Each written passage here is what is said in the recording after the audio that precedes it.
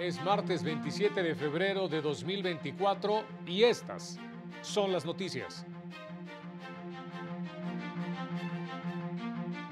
El Poder Judicial Federal garantiza a la sociedad que sus conflictos se resolverán con estricto apego a derecho, aseguró el ministro Gutiérrez Ortiz Mena. Las cláusulas de un divorcio que reproducen relaciones de poder son inconstitucionales. Casos de discriminación por razón de género dentro de un proceso penal deben ser investigados por el Ministerio Público. Qué gusto saludarle, muy buenas tardes, bienvenido, bienvenida a la información jurídica más importante, pero también y sin duda la más relevante de México y de todo el mundo. Soy Oscar González y a nombre de todo este equipo de trabajo le damos la más cordial de las bienvenidas y saludamos a nuestra compañera Eusiris Rostro en la interpretación de lengua de señas mexicana. Muy buenas tardes para ella también y para usted. Vámonos con toda la información, muchísimas noticias que se han generado en las últimas horas y le tenemos listas ya preparadas para los próximos minutos. Y para iniciar justamente, abrimos con el reporte de mi compañero Mario López Peña en el edificio sede de la Suprema Corte, quien tiene ya los detalles de la sesión solemne conjunta de plenos, en la que se dio la bienvenida al consejero de la Judicatura Federal, José Alfonso Montalvo Martínez. Mario, adelante con tu información. Buenas tardes. ¿Qué tal? Muy buenas tardes a todas las personas que siguen esta transmisión en sesión solemne conjunta de plenos de la Suprema Corte de Justicia y del Consejo de la Judicatura Federal. Se realizó la recepción del consejero José Alfonso Montalvo Martínez. En esta sesión solemne, en mensaje de bienvenida, el ministro Alfredo Gutiérrez Ortiz Mena se pronunció por el valor de la independencia y la autonomía del Poder Judicial Federal como derecho de las personas. Ejemplo de ello, dijo, está la actuación de jueces en materia penal que deben garantizar derechos de las víctimas y personas imputadas. Escuchemos al ministro Alfredo Gutiérrez Ortiz Mena. Apelar a ese conjunto de normas protectoras y así encontrar resguardo contra actos de autoridades injustificados o hasta despóticos. La sociedad no puede verse protegida contra la impunidad cuando se admite el relajamiento o hasta el quebranto de ese debido proceso del que gozan las personas penalmente imputadas, quienes debemos recordar gozan de presunción de inocencia hasta no ser declaradas culpables. También en esta sesión solemne, la consejera Lilia Mónica López Benítez destacó que para preservar la independencia e imparcialidad de las personas juzgadoras no es admisible injerencia de ningún tipo. En ese sentido, el Pleno del Consejo de la Judicatura Federal corresponde la delicada tarea de velar y de garantizar que ninguna persona ni interés ajeno enturbie ni vulnere la función primordial de impartir justicia. El consejero José Alfonso Montalvo Martínez llamó a la defensa de la independencia judicial y que la administración de la judicatura no está para la defensa del gremio judicial, sino para servir a la sociedad y a cada persona que la integra. Ha de servir como alivio a la labor jurisdiccional y nunca como una carga, y mucho menos una indebida intromisión. Como lo ha dicho la ministra presidenta, la independencia judicial no es un privilegio de los jueces, sino un derecho de los justiciables.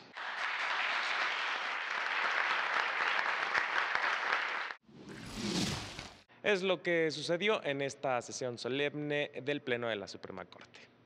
Muchas gracias, Mario, por la información. Muy buenas tardes.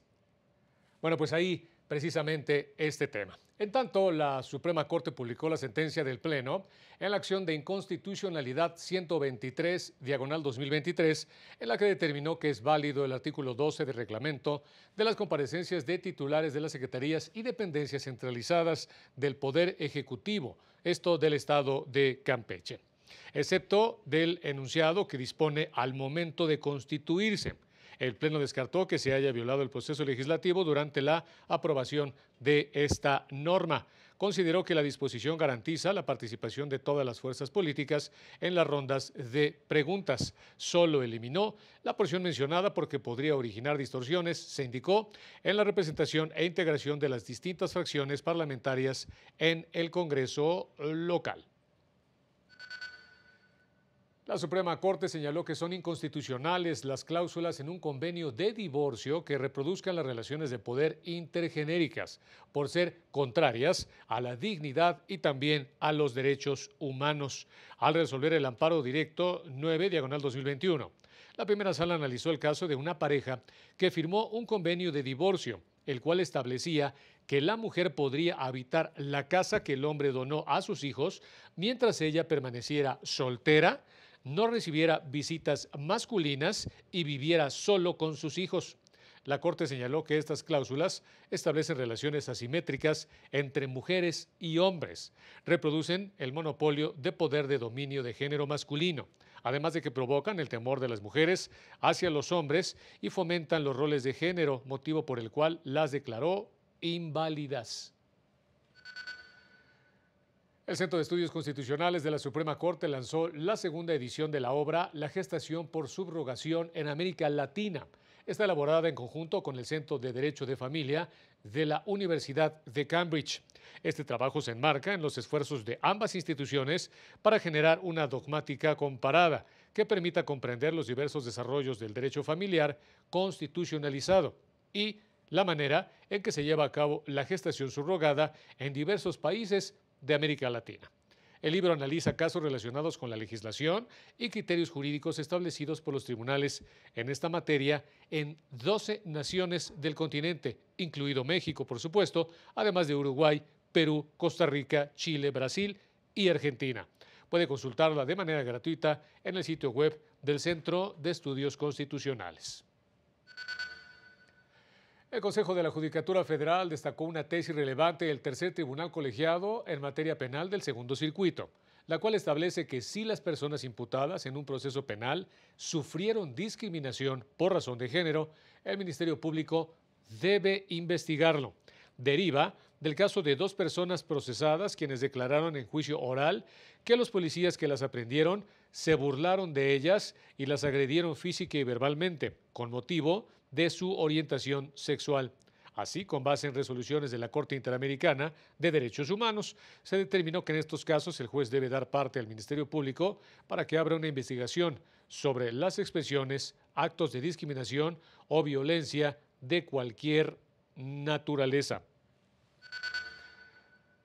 En otro tema, el 10º Tribunal Colegiado en materia de trabajo del primer circuito determinó que el director ejecutivo del Centro de Conciliación Laboral de la Ciudad de México no tiene legitimación para interponer el recurso de revisión contra la sentencia dictada en amparo indirecto respecto de actos que emite dentro del procedimiento de conciliación prejudicial obligatorio. Explica que, de acuerdo con la ley de amparo, las personas juzgadoras no pueden interponer dicho recurso, porque de acuerdo con el artículo 17 constitucional, la característica fundamental de su función es la imparcialidad y el desapego de las partes, si bien también señala la labor conciliadora prejudicial de dichos centros. En el nuevo sistema de justicia laboral se concibió como de naturaleza administrativa, lo cierto es que realizan funciones jurisdiccionales enfocadas a resolver un conflicto laboral y, de ser el caso, elaborar los convenios para poner fin a la controversia, que constituyen cosa juzgada vinculante, lo que se traduce a su vez en que carece de atribuciones para interponer la revisión al realizar actos netamente jurisdiccionales. Se añade además que dicho proceso conciliatorio, pues precisamente se rige por el principio de imparcialidad y su función es lograr la conciliación entre las partes y dar por terminada la controversia con la firma de un convenio, mismo que solo afecta a los intereses de las partes contendientes. Ahí este tema. En tanto, la consejera de la Judicatura Federal, Lilia Mónica López Benítez, compartió algunas recomendaciones hechas por ONU Mujeres, esto con el objetivo de lograr un cambio de forma segura y efectiva contra la violencia precisamente hacia las mujeres. Lo esencial, señaló, es garantizar un espacio seguro para que las sobrevivientes puedan ser escuchadas, enseñar a las próximas generaciones sobre violencia de género y aprender de sus propias experiencias. Tener en cuenta también que el consentimiento es imprescindible en todo momento, por lo que se deben conocer los indicios del maltrato para poder identificar cómo ayudar. Llamó a no permanecer en silencio, apoyar a la comunidad y a las sobrevivientes y amplificar su voz para exigir responsabilidad. Tiempo de irnos a unos mensajes, son muy rápidos y regresamos con más.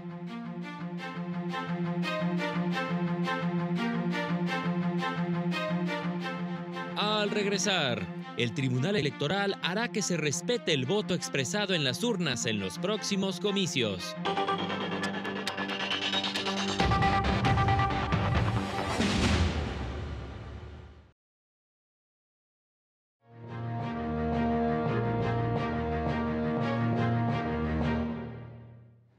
Son las 2 de la tarde con 10 minutos. Vámonos con más información ahora con mi compañero Juan Carlos González. Él se encuentra en un conversatorio sobre problemas de integración normativa de los derechos humanos en el derecho penal. Ahí participan representantes de la Defensoría Pública y del Centro de Estudios Constitucionales. Juan Carlos, muy buenas tardes. Adelante con tu reporte.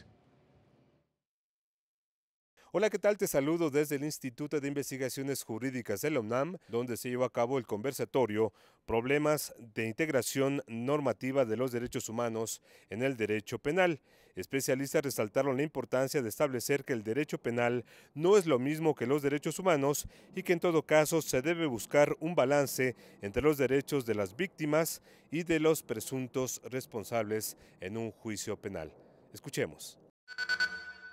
El derecho penal tiene que proteger derechos humanos. Y entonces habrá que hacer un estudio, ¿no? Cuando ojalá que nuestros legisladores, tuvieran esa capacidad, ¿no? De cada vez que van a querer hacer un tipo penal y seguir engrosando el Código Penal o salir por la fácil de hay mucho feminicidio, entonces vamos a aumentar las penas, hacer una reflexión de si realmente este tipo penal que están creando protege un derecho humano. ¿Okay? En este conversatorio se destacó la necesidad de lograr una verdadera integración de los estándares internacionales en materia de derechos humanos al derecho interno de nuestro país. Es la información que tenemos. Enterados, Juan Carlos, muchas gracias. Muy buenas tardes. En más información, a reunirse con integrantes de la CAINTRA en el marco de su 80 aniversario. La magistrada Mónica Aralí Soto Fregoso expresó a los empresarios que pueden estar seguros de que el Tribunal Electoral es una institución experimentada, fortalecida, que protegerá y garantizará que el voto que se deposite en las urnas sea respetado. Indicó que en casi 3 décadas de existencia, el tribunal ha demostrado contar con personal de experiencia y para la actual integración sería la segunda ocasión en la que califican una elección presidencial. Por su parte, el magistrado Felipe Fuentes Barrera coincidió con los empresarios en que debe blindarse con certeza y seguridad jurídica el régimen constitucional y el Estado de Derecho, ya que sin ello no habrá particulares interesados en producir, invertir y generar empleos en el país. Fíjese que el INE dio a conocer que 226.661 personas residentes en el extranjero ya se registraron para poder emitir su voto en los comicios presidenciales de este año, cifra superior en 24.63% a la reportada en 2018, cuando se habían registrado 181.873 personas. El 69.86% del total de personas registradas eligió emitir su voto vía electrónica a través de Internet. 22.93% seleccionó la vía postal y 7.2% lo hará, se indicó, de manera presencial. 84.70% de las solicitudes se realizó a través de la página Voto Extranjero y el resto vía Inetel. El 53.27% de los solicitantes son hombres y el resto mujeres. 156.856 residen en los Estados Unidos, 16.720 en Canadá y 13.472 en España. Las personas residentes en el extranjero que no se registraron dentro del plazo establecido en ninguna de las 3 modalidades también lo podrá hacer de manera presencial en los 23 consulados habilitados para ello, por lo que el INE amplió de 1,000 a 1,500 el número de personas que podrán votar sin haber solicitado su inscripción.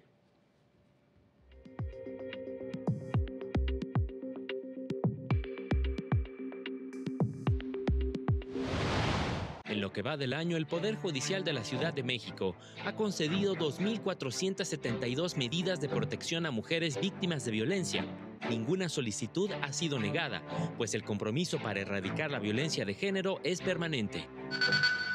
4 jóvenes mexiquenses se graduaron del programa de justicia terapéutica que ofrece el Tribunal de Tratamiento de Adicciones del Poder Judicial Estatal, a través del cual es posible la suspensión condicional de los procesos penales.